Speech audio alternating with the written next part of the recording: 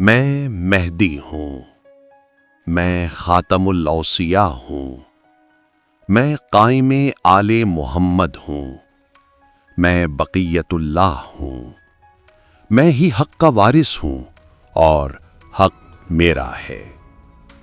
یاد رکھو، زمین کبھی بھی حجت الہی سے خالی نہیں رہتی، چاہے وہ ظاہر ہو یا پردہ غیب میں پوشیدہ۔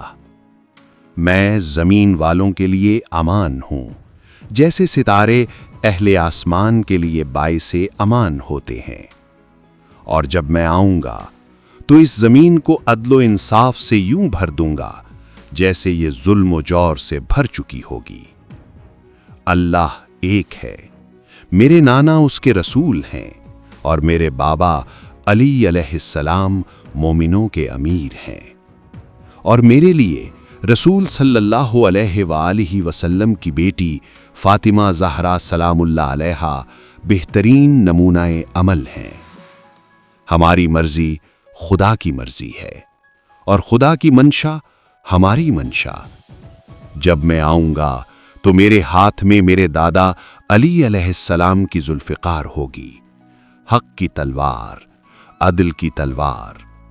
اور سن لو، میری گردن پر کسی ظالم اور جابر کی بیعت نہیں ہوگی۔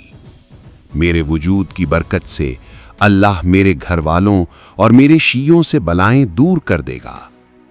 علماء میری حجت ہیں، بس اپنے اہم معاملات میں انہی کی طرف رجوع کرو۔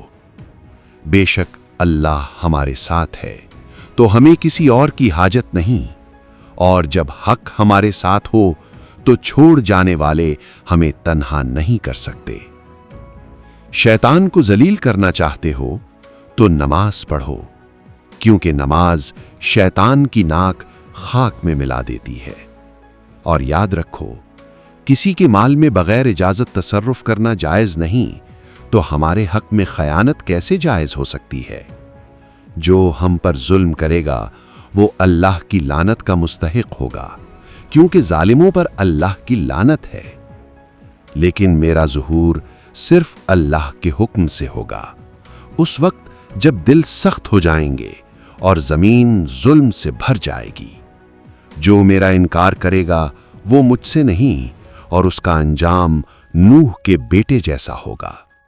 پس اے میرے منتظرو، مایوس نہ ہونا، کثرت سے دعا کرو، تاجیل فرج کی دعا کرو، کیونکہ تمہاری نجات بھی، تمہارا سکون بھی اسی میں ہے۔